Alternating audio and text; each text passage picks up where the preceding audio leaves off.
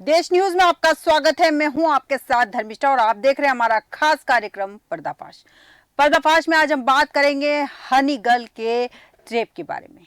Honey girl जो अपने प्यार के जाल में लोगों को फंसाती है, फिर उन्हें ब्लैकमेल करती है और उनसे पैसे ऐंठती है। उम्र 28 साल, एजुकेशन बीबीए, काम सोशल मीडिया पर अभी लोगों को टारगेट करना, प्यार के झांसे में फंसाना और फिर दुष्कर्म की धमकी देकर लाखों रुपए की डिमांड करना। जबलपुर की इस युवती की ब्लैकमेलिंग के 6 मामले सामने आ चुके हैं। युवती 1 साल फरार रही और उस पर 2,500 का इनाम भी घोषित है। अब हालांकि वो जेल में है। पुलिस पूछताछ में उसने चौंकाने वाले खुलासे किए हैं। उसके साथ कुछ वकील और दूसरे लोग भी उसके गिरोह में शामिल थे। ये युवती लोगों को अपने प्यार के जाल में फंसाती थी और प्यार के जाल में फंसाकर उनसे पैसे लूटती थी।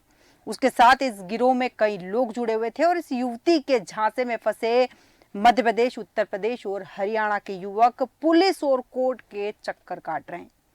सभी 6 युवक की सोशल लाइफ तक खत्म हो चुकी है। कुछ ने तो परेशान होकर सुसाइड करने की ठान ली थी। इस स्टोरी में युवती का नाम हम जाहिर नहीं करेंगे। भले ही वह ब्लैकमेल की आरोपी है, लेकिन पुलिस रिकॉर्ड में दुष्कर्म पीड़ित भी है।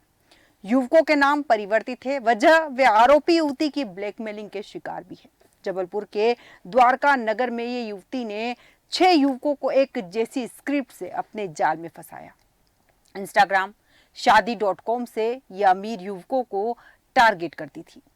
4 युवकों पर दुष्कर्म का एक जैसा आरोप लगाया। शादीशुदा होते हुए भी खुद को अविवाहित और हाई प्रोफाइल फैमिली का बताती थी।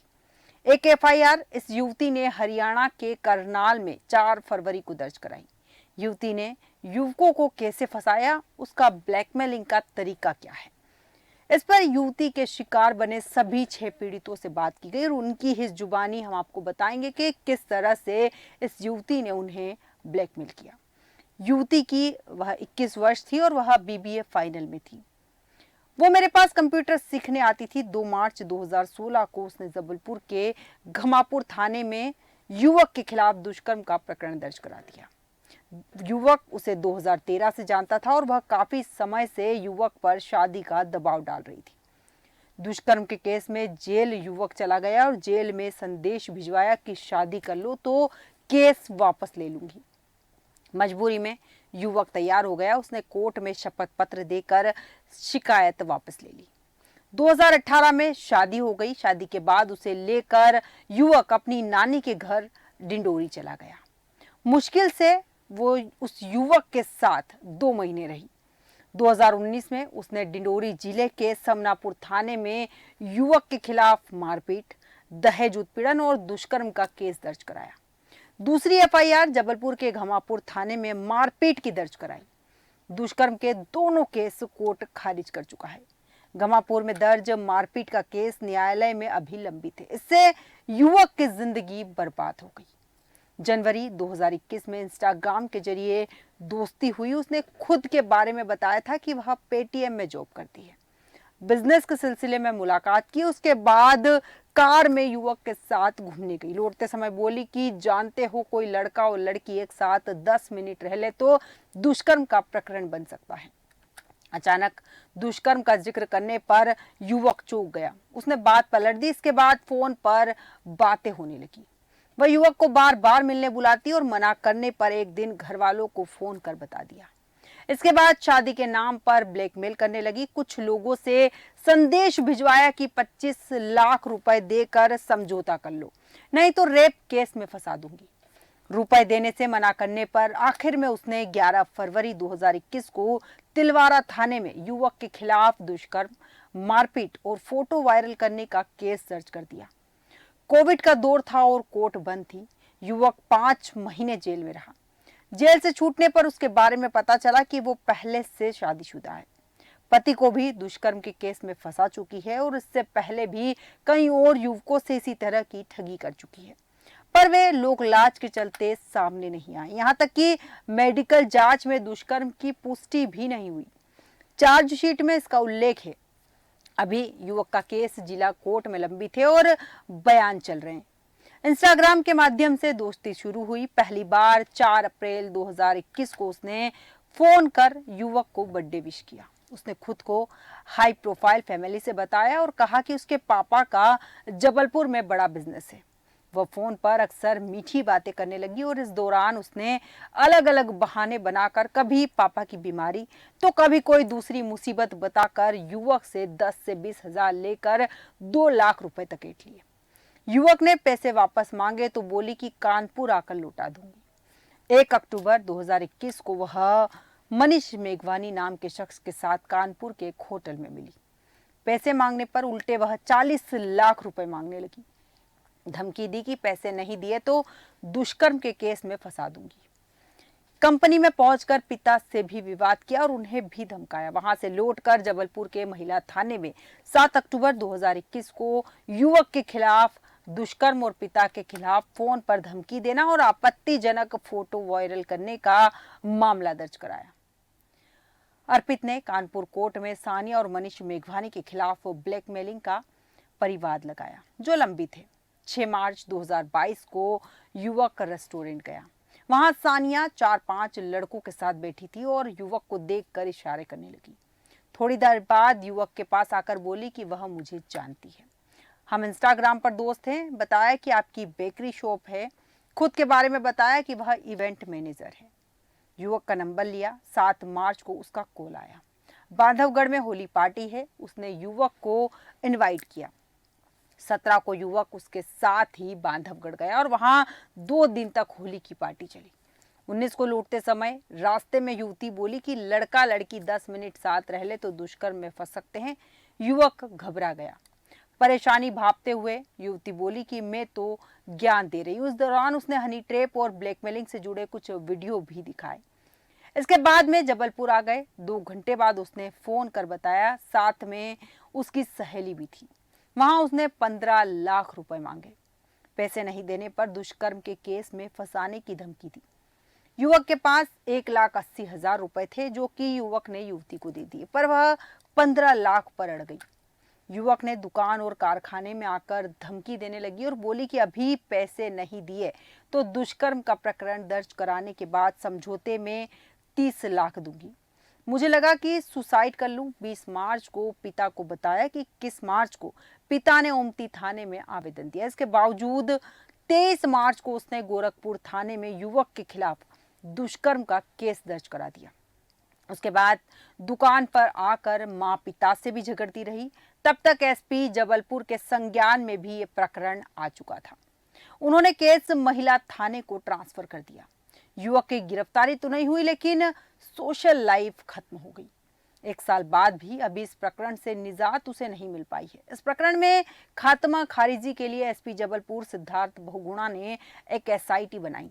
उसके खिलाफ ब्लैकमेलिंग का प्रकरण भी ओमती थाने में 15 जनवरी 2023 को दर्ज कराया।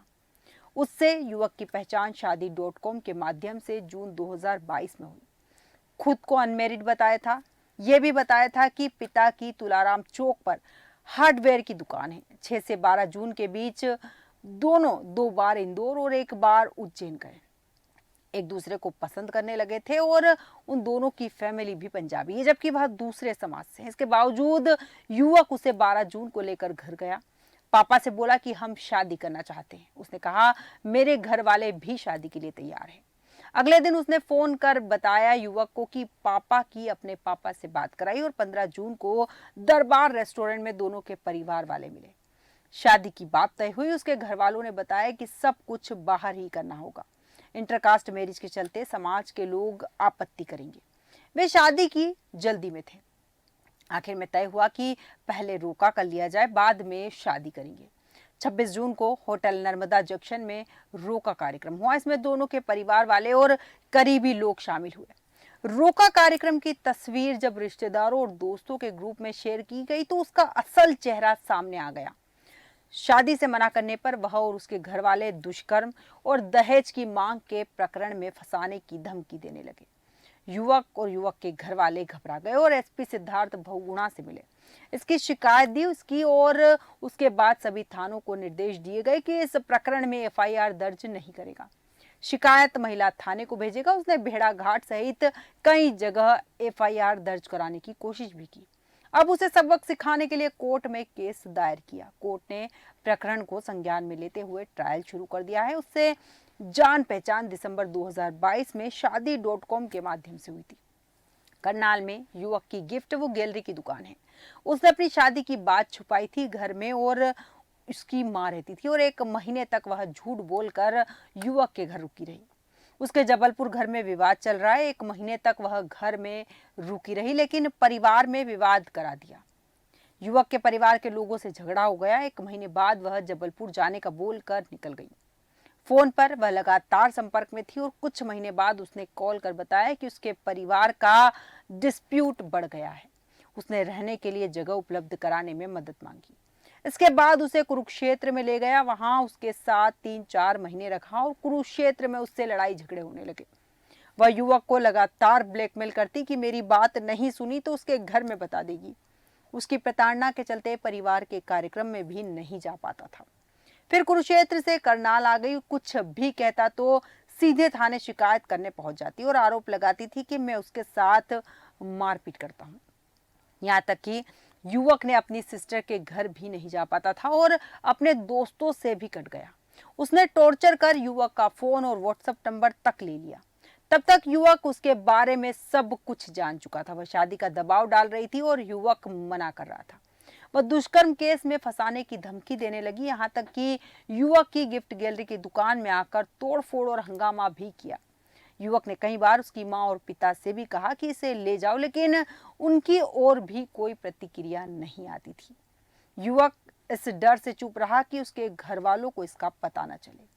4 फरवरी 2024 को आखिरकार उसने युवक के खिलाफ करनाल रामनगर थाने में दुष्कर्म का केस दर्ज करा दिया। युवक शहर से फरार होना पड़ा, और बहन के घर 2 दिन तक छुपा रहा। उसे निकलते ही पुलिस ने उसके जीजा को उठा ले गई, और इसके बाद उसने मेल कर धमकी दी कि आखिरी बार पूछ रही हूं, शादी करोगे या नहीं। युवक के मना करने पर उसने कोर्ट में दुष्कर्म की गवाही दी। फिर मैं पुलिस के सामने हाजिर हो गया। उसके पुराने केस के आधार पर युवक को जमानत मिली। समाज और परिवार में मुंह दिखाने लायक उस महिला ने नहीं छोड़ा। उसके शिकार दूसरे युवकों से बात किए। अभी पता चला है कि जबलपुर पुलिस ने उसे गिरफ्तार कर लिया है। हम सभी पीड़ित मिलकर उसके खिलाफ कोर्ट में लड़ाई लड़ेंगे। जनवरी 2023 में एसपी जबलपुर रह चुके सिद्धार्थ बहुगुणा के पास पीड़ित युवकों के घर वालों ने इस युवती की ब्लैकमेलिंग की शिकायत की थी, और एसपी के निर्देश पर एडीओपी देवऋषि पिंचा ने युवती की असलियत सामने लाने के लिए पुलिस के साथ मिलकर कोर्ट में 28 लोगों के बयान दर्ज कराए। तब जाकर 2 युवक जेल जाने से बच पाए। ओमती पुलिस के मुताबिक ये युवती काफी शातिर है। कुछ वकील और दूसरे लोगों की ये गैंग है। युवती के खिलाफ कोर्ट के आदेश पर 15 जनवरी 2023 को ब्लैकमेलिंग सहित अन्य धाराओं में प्रकरण दर्ज किया हुआ था। तब से वह फरार चल रही थी।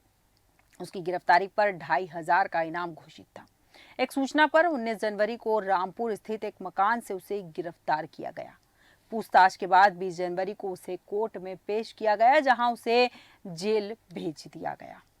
आपको जानकर हैरानी होगी कि ब्यूरोक्रेट्स और नेताओं की वीडियो क्लिप आने के बाद एसआईटी ने कभी नाम उजागर नहीं किए।